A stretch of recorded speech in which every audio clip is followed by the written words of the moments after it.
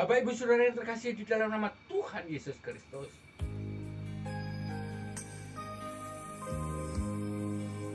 kemudian perkataan Tuhan Yesus yang keempat, yaitu Eloi, Eloi, lama sabachthani.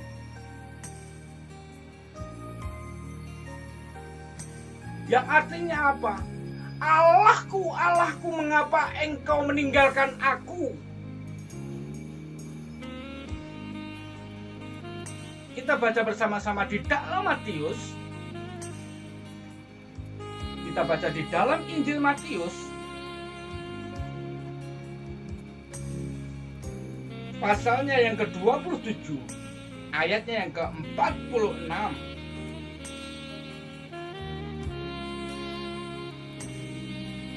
Demikian bunyi firman Tuhan yang terdapat di dalam Matius pasal ke-27, ayatnya yang ke-26. Ayatnya yang ke-46, maaf. Ya. Matius pasal 27 ayatnya yang ke-46. Demikian bunyi firman Tuhan. Kira-kira jam 3 berserulah Yesus dengan suara nyaring, Eloi, Eloi, lama sabachthani. Artinya, Allahku, Allahku, mengapa engkau meninggalkan aku? Pada waktu itu, pada saat itu, Tuhan Yesus merasa ditinggalkan oleh Allah Bapa yang ada di dalam kerajaan surga. Namun Tuhan Yesus mengakuinya, namun Tuhan Yesus itu harus menjalani itu karena sudah dinubuatkan oleh Nabi Yesaya 2000 tahun yang lalu. Karena apa? Karena Tuhan Yesus datang ke dunia ini untuk menggenapi firman Tuhan.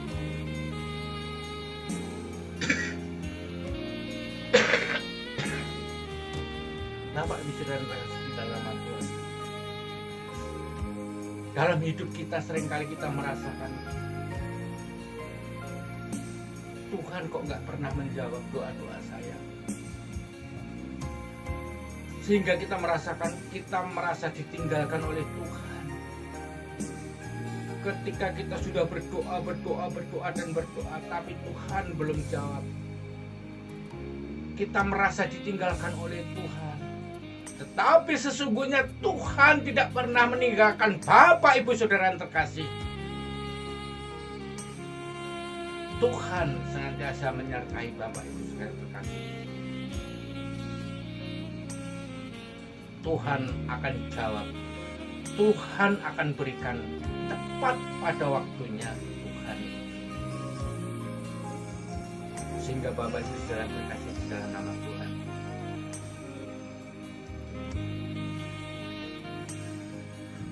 andai kata Bapak Ibu Saudara terkasih di dalam nama Tuhan berjalan dan jatuh, tapi Bapak Ibu Saudara tidak pernah terlibat, karena tangan Tuhan sendiri yang memegang. Bapak Ibu Saudara terkasih, ada lagunya, Tuhan menetapkan langkah-langkah orang yang hidupnya berkenan kepadanya.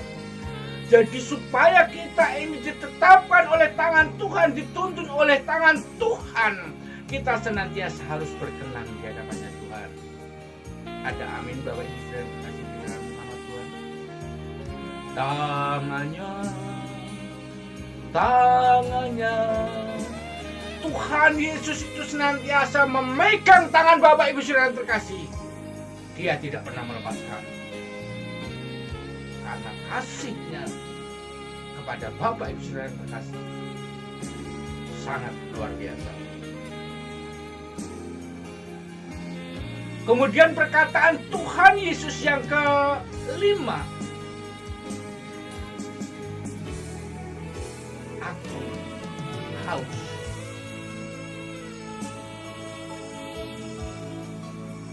Bapak Ibu kalau melihat film Tuhan Yesus, ya, ketika Tuhan Yesus tersalibkan,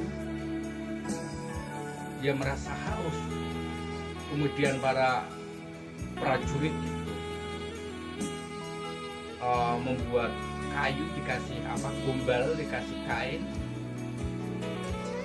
dia dimasukkan ke anggur yang pahit, dia sodokkan ke atas, suruh Tuhan Yesus.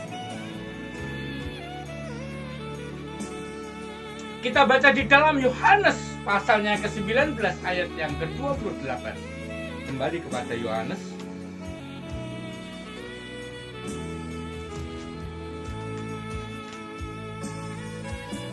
Yohanes pasalnya ke-19 ayat yang ke-28.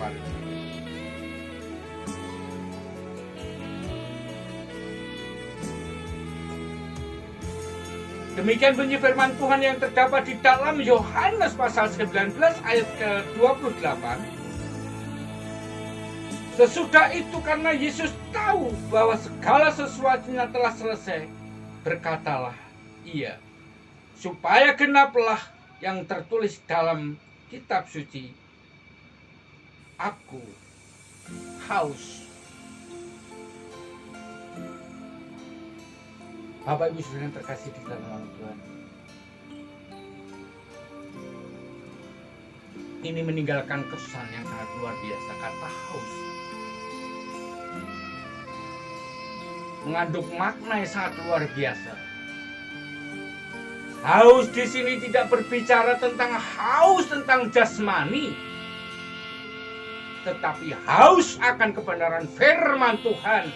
Haus akan kebutuhan rohani kita. Ketika kita ini hidup, kita dipenuhi dengan kehausan akan rohani, kehausan akan firman Tuhan, maka firman Tuhan akan tercurah di dalam kehidupan Bapak Ibu Saudara yang terkasih di dalam nama Tuhan.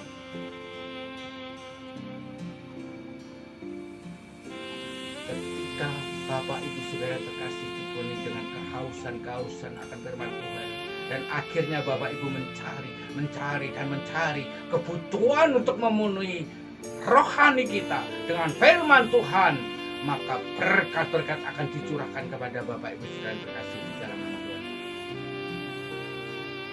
Berkat jasmani maupun rohani tercurah di dalam kehidupan Bapak Ibu Saudara.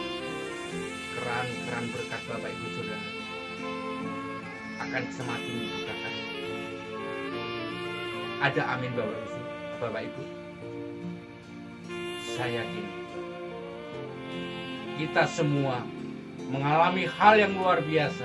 Kita semua pernah mengalami sesuatu hal sangat yang luar biasa. Ketika kita di dalam keadaan terjepit, ketika kita di dalam keadaan tidak mampu apapun, Tuhan ulurkan tangannya kepada kita dan Tuhan menolong persoalan kita.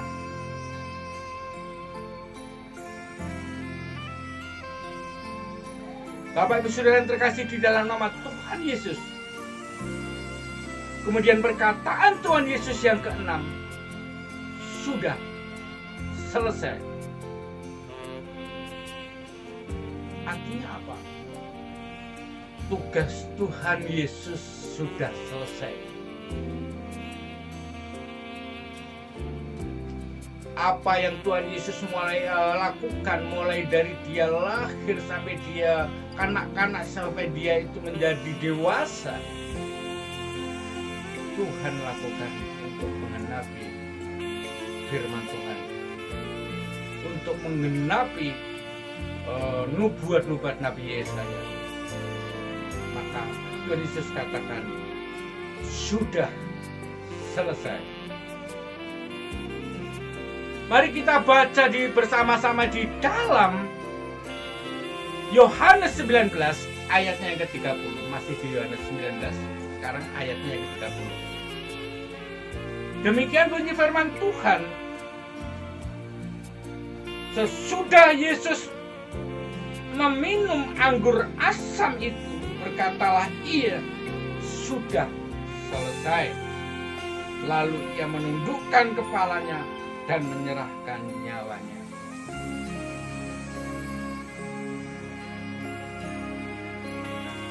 Ketika dia mengatakan sudah selesai, tugasnya sudah selesai, dia menundukkan kepalanya dan menyerahkan nyawanya. Itu apa? Untuk kita semua. Bapak Ibu Saudara yang terkasih di dalam nama Tuhan Yesus Kristus. Kemudian ucapan Tuhan Yesus yang ketujuh di kayu salib, atau ucapan yang terakhir di kayu salib.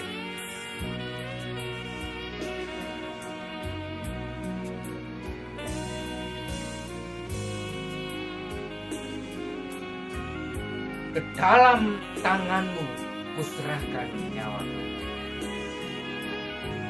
Luar biasa. Ke dalam tanganmu kuserahkan nyawaku. Kita akan baca di dalam Lukas pasal yang ke-23. Kembali ke Lukas. Lukas pasal yang ke-23 ayatnya yang ke-46. Lukas pasal yang ke-23 ayat yang ke-46, demikian bunyi firman Tuhan, saya bacakan. Lalu Yesus berseru dengan suara nyaring, "Ya Bapa, ke dalam tanganmu kuserahkan nyawaku." Dan sesudah berkata demikian, ia menyerahkan nyawanya. Luar biasa. Satu keikhlasan sangat luar biasa. Ketika kita berkata kepada Tuhan, "Tuhan, ke dalam tangan-Mu kuserahkan nyawaku." Keselamatan, damai, sukacita senantiasa akan menyertai Bapak Ibu Saudara yang terkasih di dalam nama Tuhan.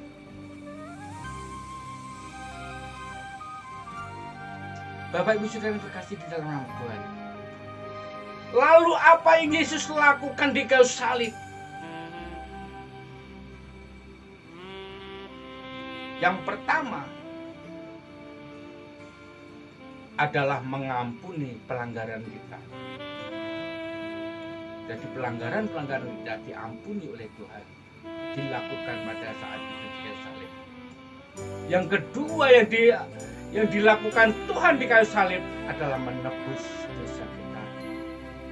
Dosa saya, dosa Bapak Ibu Saudara terkasih, telah ditebus, telah disucikan oleh darah-Nya yang sangat kudus.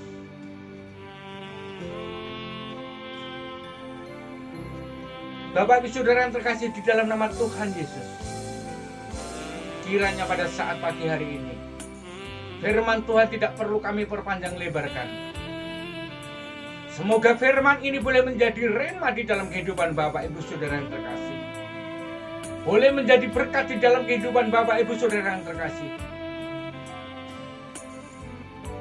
Akhirnya saya mengucapkan selamat hari Minggu, selamat beribadah, selamat Paskah.